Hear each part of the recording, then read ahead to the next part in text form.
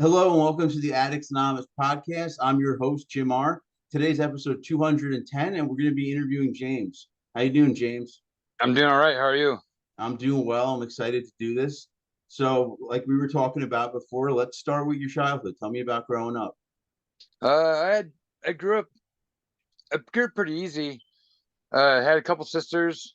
Um, well, I have lots of brothers and sisters, but they live with me and my mom. I had two sisters, and we were pretty close. I had a pretty good childhood. It wasn't How many too brothers bad. and sisters in total? I have Crystal, Caitlin, Sierra, Becky, Tanisha, Tammy. I have six sisters and I have one brother. Okay, so yeah, it's a big family. Well, I know you weren't Yeah, all together, but still a lot of but brothers and sisters. yeah, and the only part of the childhood that was kind of bad was everyone in my family did drugs except for my mom. Like my dad, my uncles, everyone was into meth. And at when I was a young kid, that was I looked up to my uncles and my dad, you know. So I wanted to be just like them. And I thought, well, if they were doing it, then you know, I'm having a good childhood already. I might as well make it better by doing what they're doing because they're having fun. I mean, to me, it looked like they were having fun, and that's kind of how my childhood started, was always looking up to them. And when I was about seventh grade, when things kind of took a turn for the worse, I tried meth for the first time, and I Who'd just you try snorted it it. with? Who'd you try it uh, with? I actually I tried it with a friend that lived in the back shed of my cousin's house.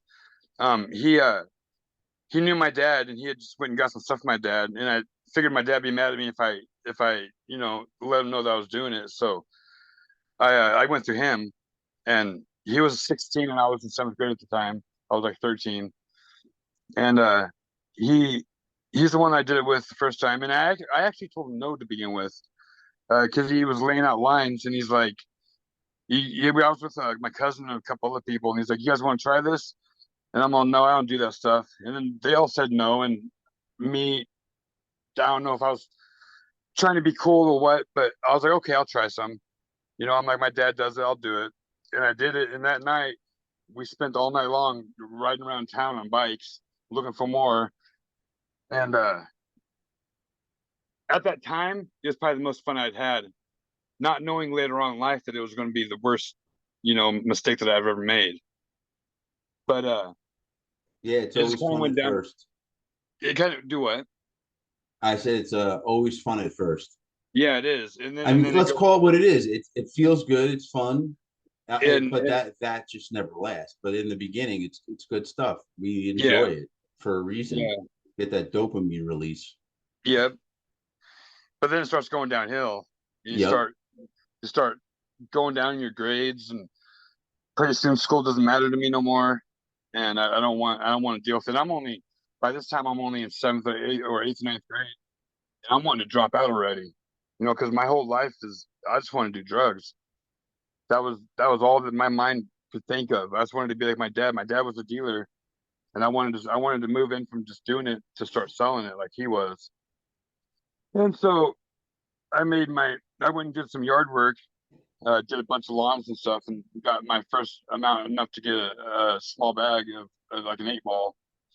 And I started selling, and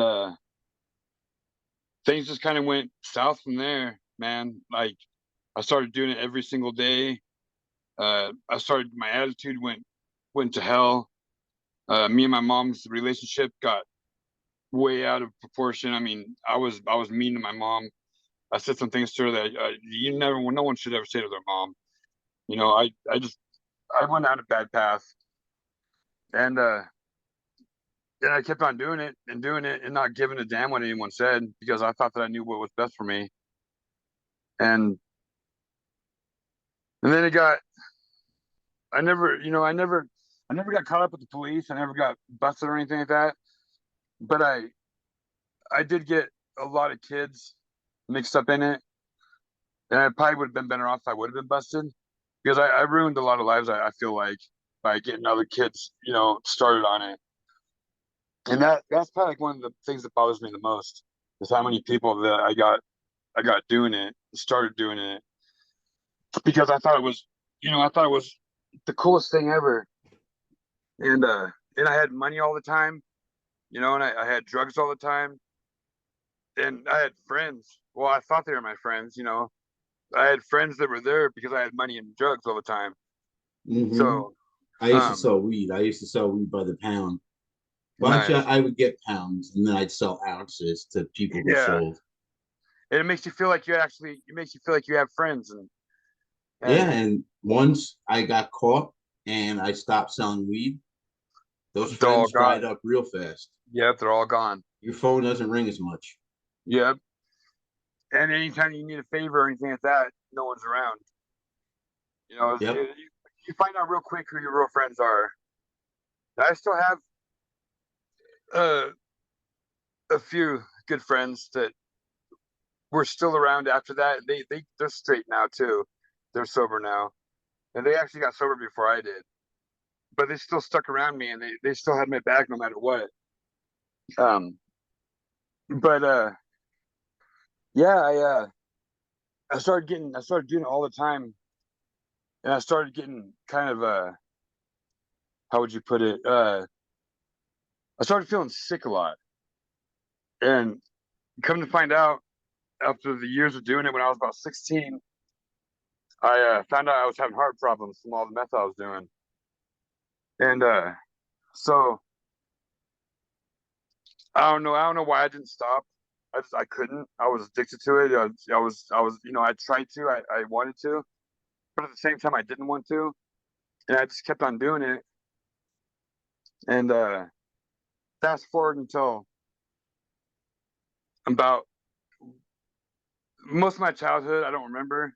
Like most of my older childhood, because I was so high, I don't remember a lot of it up until I was about 21 and 22, and I was hospitalized a couple of times for my heart. And they kept on telling me, they're like, you need to get off this stuff. They're like, it's killing you. They're like, you're not gonna make it past 25. Well, when I was I guess it was about 3 years ago, um, in 2019, right before all the COVID hit, I ended up uh getting really, really depressed because the drugs had just brought me down to a point where I was like below anything that I'd ever felt before. And so I decided I was gonna kill myself. So I ended up doing intravenously taking an 8 ball all at once and tried blowing up my heart, and I almost succeeded. And my sister found me. Uh,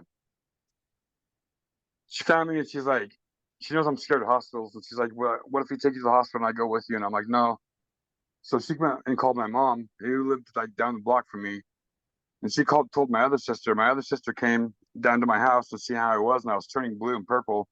And she's like, "You need to go to the hospital. I'm calling an ambulance." And I was like, "No ambulances." So I got up and I was getting dressed, and I made it to the front room, and I collapsed. And when I collapsed, I laid down and I looked up at my sister, and she was crying. And I was like, "Well, you can call an ambulance now."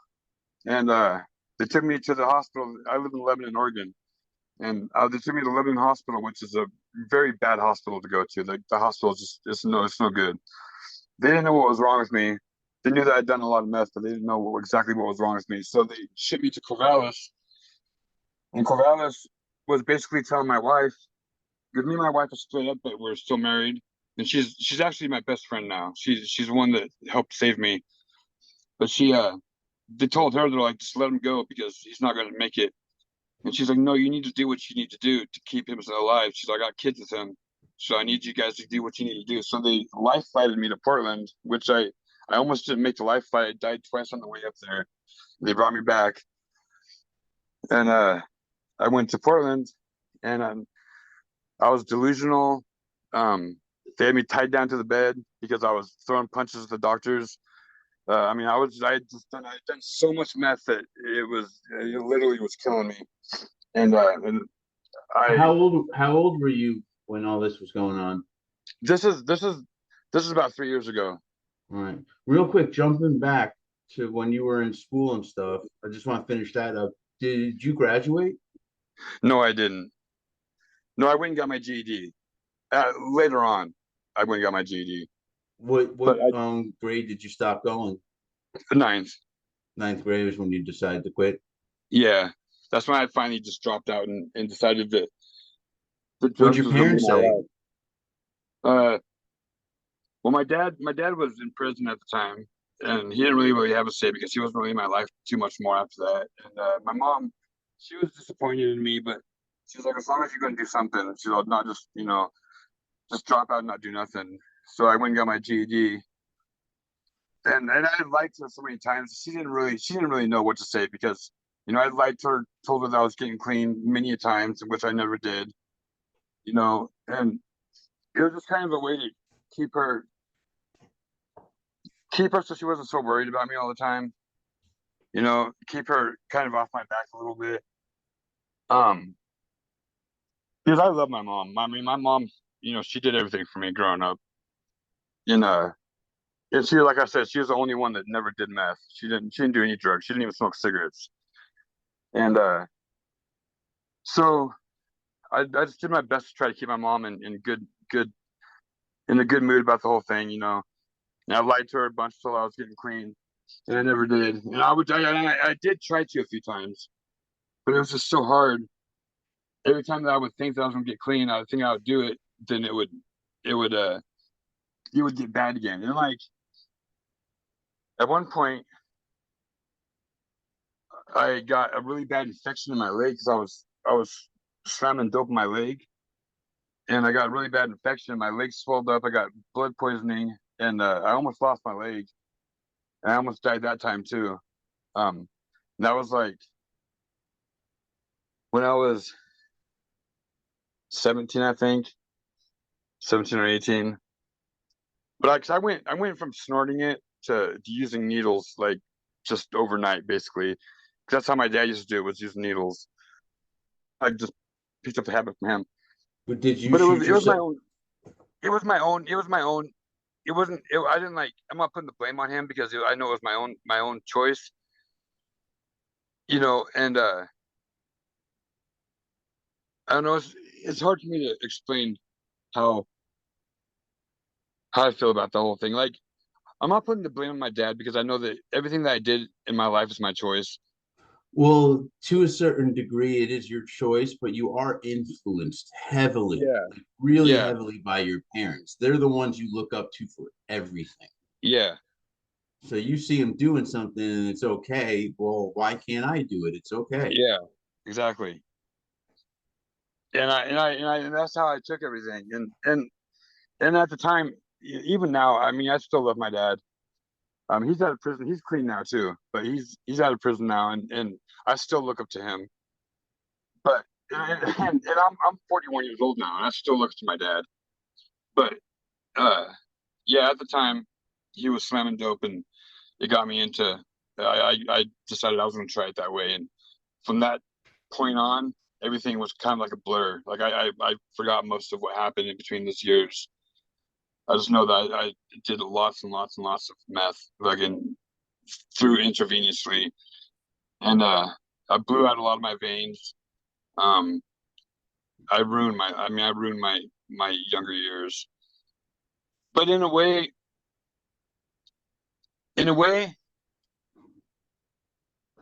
I'm kind of glad that I did it when I was younger instead of when I was older. Maybe if that makes any sense at all. I'm glad that it got over with. That I experimented with it when I was younger, rather than being like as old as I am now and just now starting to do it or something. You know what I mean? Like I can understand that.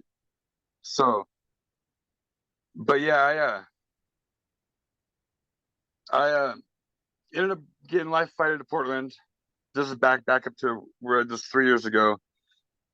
Almost died. I was in a coma, and I was on life support for a month and a half. I was in a coma, and I just barely pulled through it. And when I woke up, all I could think about was I tried killing myself, and I have kids that look up to me. You know, like the way that I looked up to my dad. And so, I'm sorry. Well, that's okay. Take your time.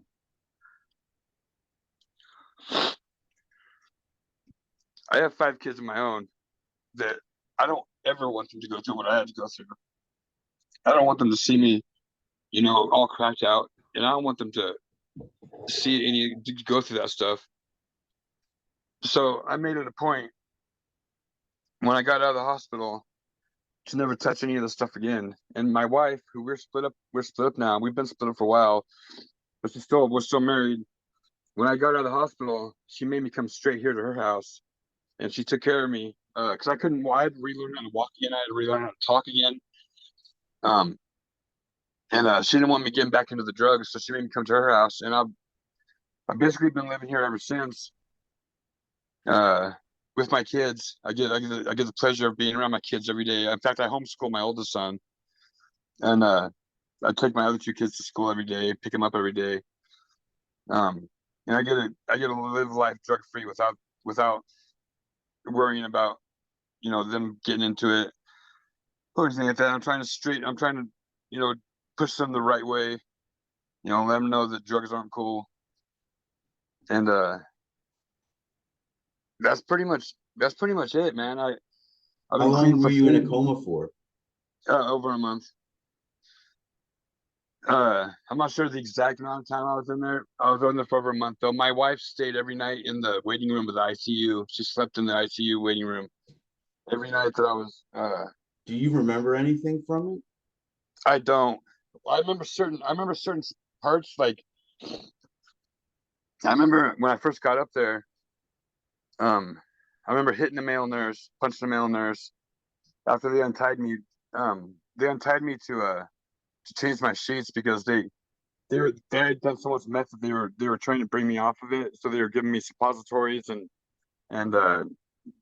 all sorts of different drugs to bring me off of it. And they were changing my sheets and they untied me and I hit a male nurse because I was delusional. Like I thought that I was out in the middle of the woods and like being held captive by a bunch of drug dealers. And I was trying to fight my way out and I ended up punching a male nurse. I broke one of the hospital beds. Um, I remember that.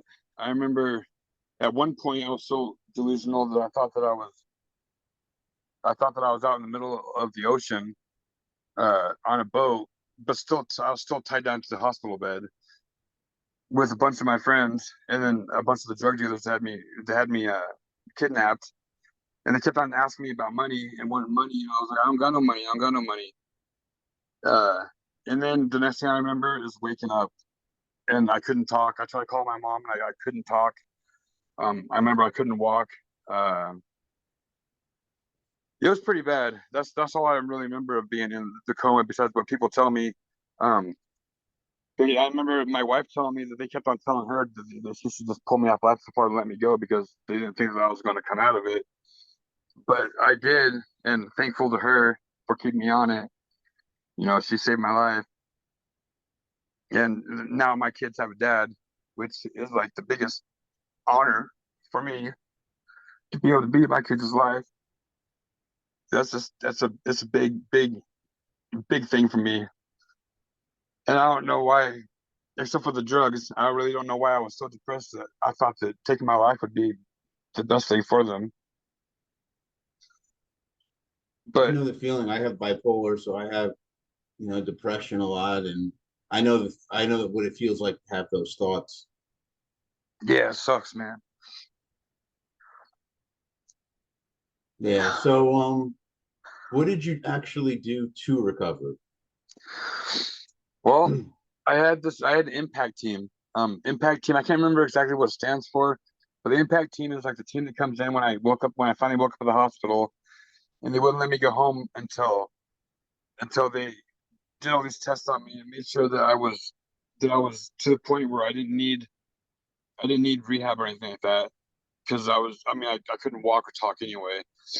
So basically that's all it took was that big scare for me to be in the coma for so long and for me to almost die.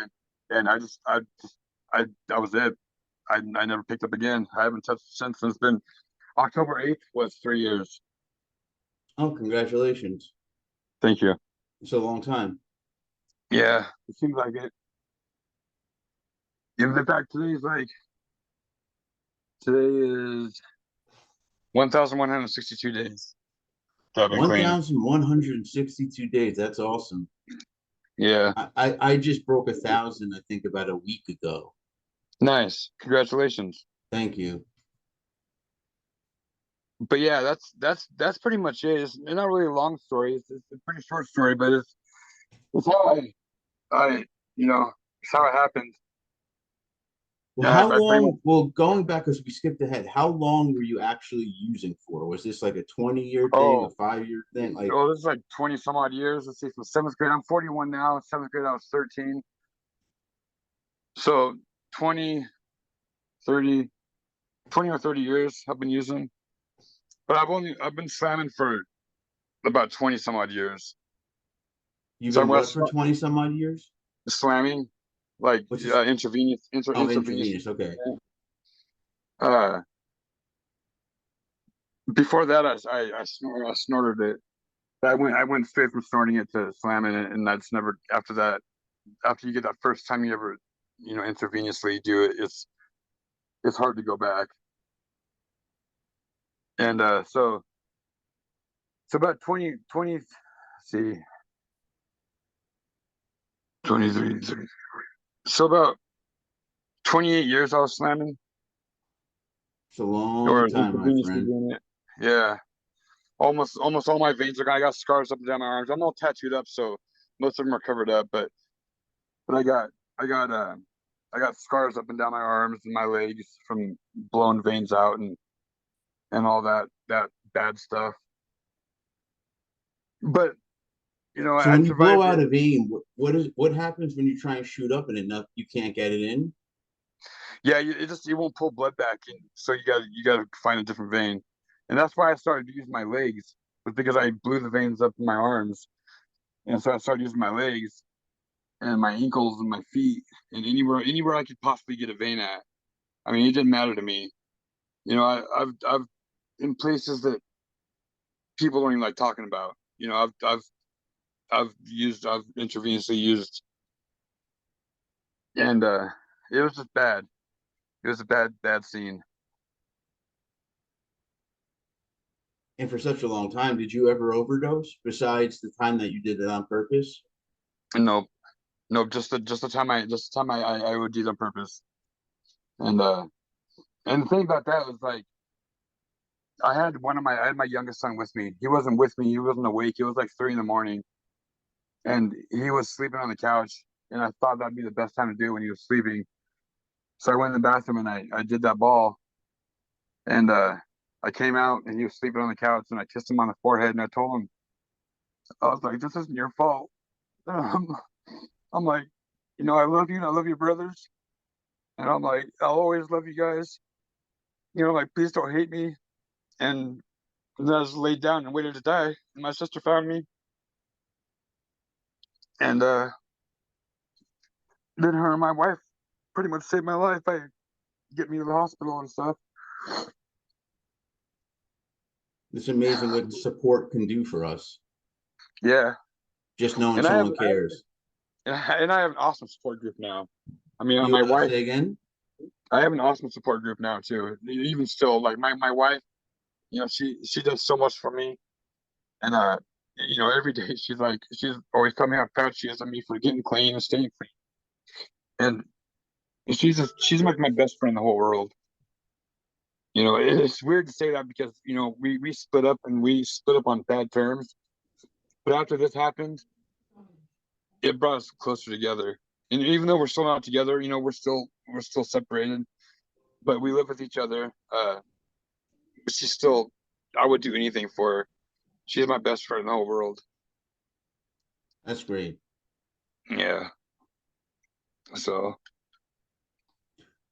So how do you stay sober nowadays? Like, is there anything specific that you do? Do you have a routine or anything like that? well, I drink. I just get up in the morning. I get up like at 4:30 in the morning every morning. I go to bed at 7:30 at night. I get up at 4:30 in the morning. Get up. I drink some coffee, and I would take my dog and I walk around the block a couple of times, and then I come back and get the kids up, get them ready for school, and then pretty much I'm busy all day long after through that. That keeps me busy. Like I got to take my two oldest boys to school, my two youngest boys to school, drop them off, and I come back here, and automatically as soon as I get back here, I start homeschooling with my oldest son. I homeschool him through the day, and then at the end of the day, I go and pick up my two youngest boys from school, bring them back, and then I cook dinner for them and all that, and I play with them and help them with their homework. So my day's pretty busy, so I don't really got time to think about doing it. And even now, like when I first got out of the hospital, like if I was on TV, like if I was watching a show on TV or something, and I it showed like drugs, and it showed even just like if it was like a medical show and it showed someone getting a shot, that would trigger me bad, and it would be really bad to the point where I was almost in tears. But it's gotten a lot easier now that I've been clean and staying clean. It's gotten a lot easier, and it doesn't really bother me no more. Nothing really triggers me too much. I got my kids, and that's all that I really need. And I stay busy with them. They keep me on my feet because they're 7, 8, and 9. And then of course I got a 20-year-old daughter and I got a 16-year-old daughter, but they live with their mom. But my three youngest ones, they keep me on my feet. They keep me pretty busy, so I don't really have time to think about anything like that. The only time I really got triggered was last year yeah, 2021. My very best friend of all time, the one I grew up with, Derek Allen Clark. He was still using, and I got a call, and he had done some heroin that was laced with fentanyl, and he OD'd and died.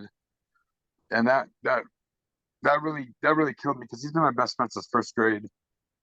And then that kind of triggered me, but I managed to stay off, didn't do nothing, just kind of stuck to myself in my bedroom for a while.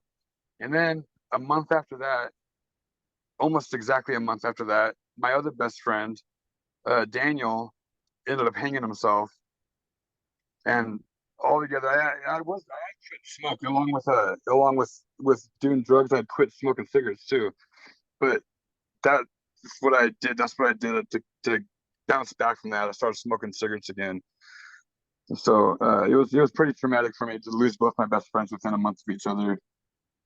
But that was the closest I've came to wanting to use since I've been out of the hospital. But I kept myself strong, and I had a good support system from my wife and my mom and my kids, and I managed to stay clean. And like I said, all I did was start smoking again, which I'm working on trying to quit smoking again now. I think I'm gonna try getting hypnotized again because that's what happened the first time was I got hypnotized, and I quit smoking just like that. Man, it was easy.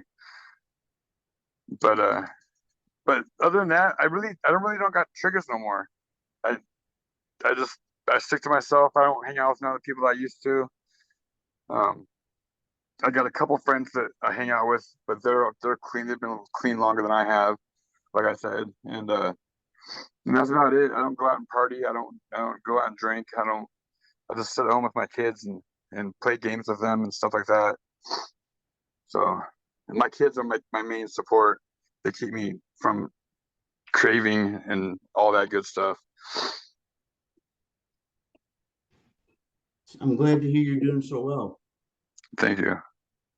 But I think that's important. I think one of the big takeaways from what you're talking about is keep yourself busy. Yeah, An idle mind is the devil's playground. That's what they say. yeah, yeah. But yeah, I keep my kids definitely keep me busy. I mean, they're little boys, so they they keep me busy for sure. Yeah. So you got quite the story. I'm really happy that you got your family back. I'm happy that you're sober. So they're huge accomplishments. Thank you. I'm pretty proud of myself compared to. I mean, if you would have seen me 4 years ago, 5 years ago, you would see how much of a change it's been. Well, that's awesome. I really appreciate you coming on the podcast today. How do you feel? I feel great. I teared up there a few times. I get emotional over talking about it. I think you're covering your microphone with your hand, possibly. Oh, I'm sorry. I was saying sorry. I teared up there a few times. But No, I it's get emotional understandable. It's over an it. emotional story. Yeah, I get emotional over it. But I feel good. I feel great. I mean, and I'm glad that I was able to come on here and it was a short story, but I was glad that I was able to come on here and tell my story. Thank you for letting me come on and do that. Well, I should thank you for coming on. I really appreciate it. Alrighty. All right, my friend, sit tight for me for one sec. Okay. And for everybody watching and listening, if you like what you saw and heard, go below and give us a like. Also, subscribe to see when we upload new videos. You can check us out on all social media: Twitter, Reddit, Facebook, Instagram, Tumblr, TikTok, you name it, we're on it. I also suggest checking out our website, www.addicts-anonymous.com. There you can find plenty of free resources and free literature. So I hope you enjoyed today. That's all we have. Until next time.